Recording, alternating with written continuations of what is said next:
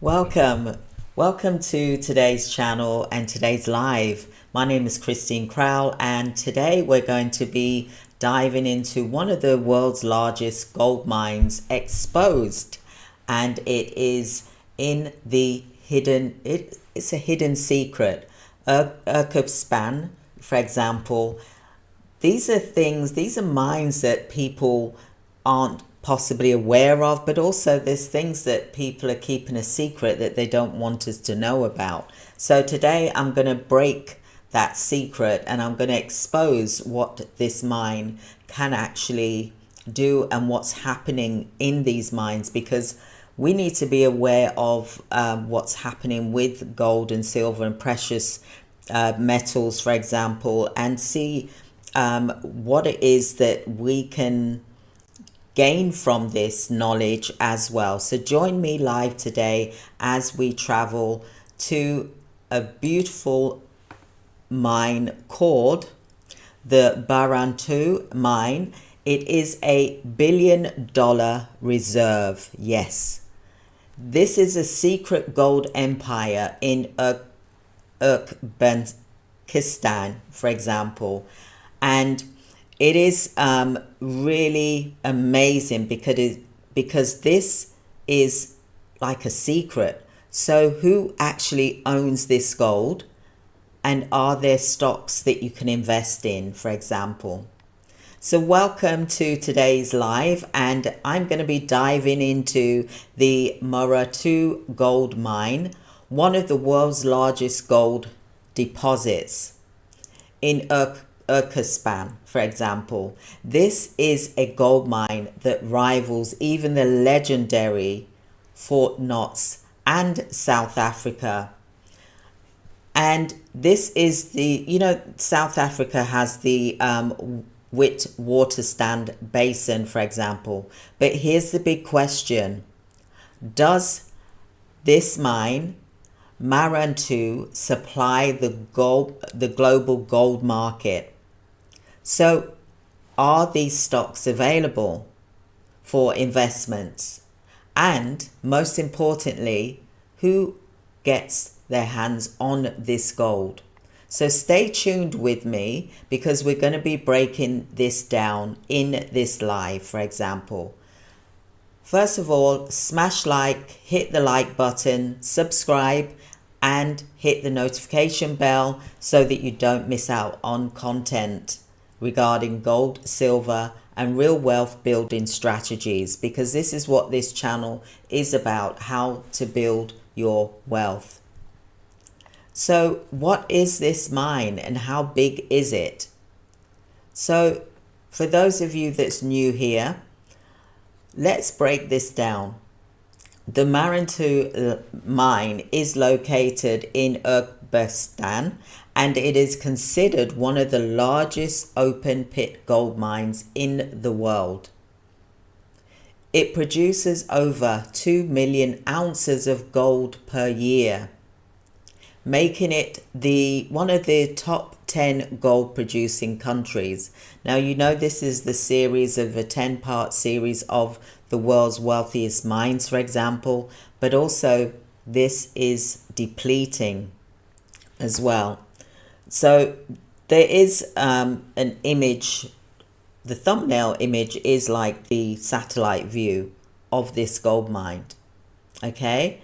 And just to put things in perspective here, this gold mine, for example, alone has produced more gold than the entire gold reserves in some countries. And this is how massive it is.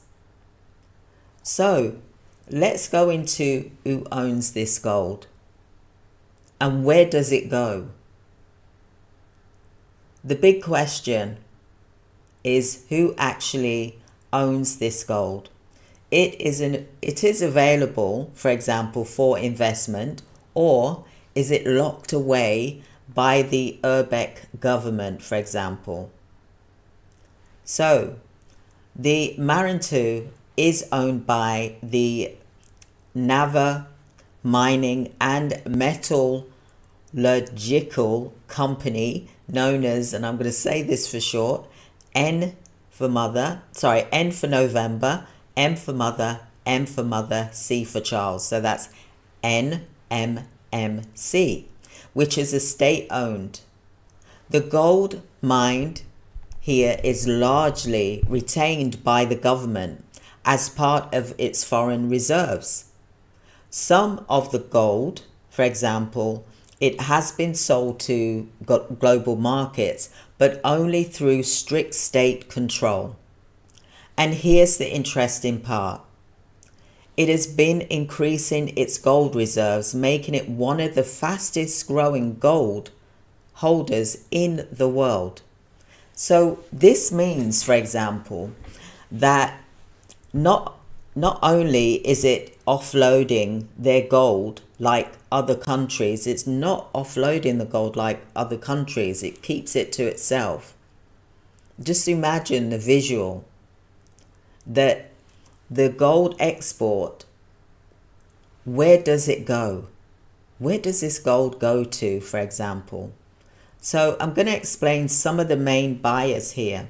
So the main buyers are central banks, for example, which is owned again by the government, for example.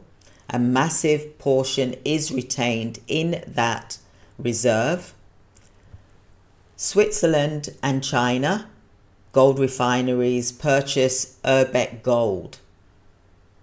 Limited international sales, not widely available on the global stock market, for example. But just think about that. There's some main buyers there. So why not approach those main buyers of the organizations that buy from this mine, for example, and see what stocks they have available. So there is limited international sales, not widely available on the global stock market, but that doesn't stop you from approaching, for example, Switzerland and China. Gold refineries purchase Uzbek gold. Okay, so can you invest in the Barantu Gold? Well, for now, here's what you need to know. Okay, so is there a way for you to invest in this gold? Are there stocks? Are mining shares available? And the answer is a little bit complicated. There is investment opportunities through the NMMC. It is a state controlled and it is not publicly traded.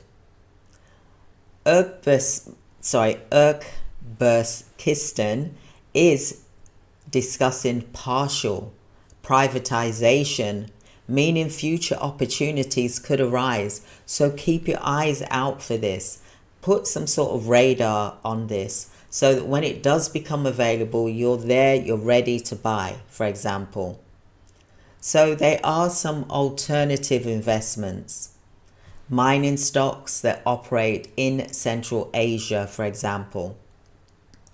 Some better investment opportunities for gold enthusiasts is there is things like the SPDR Gold Trust. There's shares in gold trusts, for example, and there's also mining stocks. So companies like, again, Barrick Gold, where Warren Buffett did invest in Barrick Gold, for example, or New Mount Minings are actively mining in the region similar to the Uzbekistan, for example. So, physical gold, buying and holding gold bars, coins, and refined scrap gold, which I cover in my Gold Wealth training program. You cannot be holding physical gold. I don't know if you agree with me, but you cannot be having it in your hand, physical gold and physical silver. This is what I cover in the Gold Wealth training program. You see, because I'm approaching 60, it's making me think about my retirement plans, for example. And part of my YouTube channel is about building wealth, having exit strategies, looking at building wealth portfolios as well. Although I specialize in healthcare and have done so for 35 years, for example, but there's other things that we need to do as well to secure. Running a business is a very good option to get income coming into your business, but you cannot expect your business to just suddenly just fly and you're earning millions straight away. It is very rare that that happens. It takes years to build a business right. It really does. Now, for me, when I started many, many years ago, it took me 3 years to get to multiple 7 figures, for example, in my business. And that was over 35 years ago. And what I wish I would have done is I would have invested in these stocks as I was making income into the business. You see, you've got that opportunity now where there's AI, so that you can use some of that money that you're going to save in your business and start putting money into gold and silver and stocks, mining stocks, for example, or low risk stocks. I am not a financial advisor, and I advise you to seek financial advice. All I can tell you is what I am doing and looking at, and what I've done in 2007 before the crash happened, for example. So like physical gold, buying and holding gold bars or refined scrap gold is, I believe, is a good option, a very good option to have. So imagine, right, there's the gold ETF versus physical gold. Now I know that I prefer the physical gold, for example, but there's comparison. There's the mining stock that you can also look at purchasing, like the Barrick, like how Warren Buffett invested in Barrick Gold, for example, which was to do with the mining stock. Okay, so direct gold ownership is also the best way as well, because at least you know it's there, you've got it, you haven't got to wait months and months, and it's not on a piece of paper that, you know, could be devalued, or maybe you might not be able to get the physical gold itself, for example. So with regards to the mining privatization news, maybe you could look at those aspects in terms of looking to see when they're going to become available for you to be able to buy some of those mining stocks. When you're looking at stocks, you look at stocks that's going to be 5-10 year plan, not something that is quick, fast and easy, for example. So here's where things get really spicy.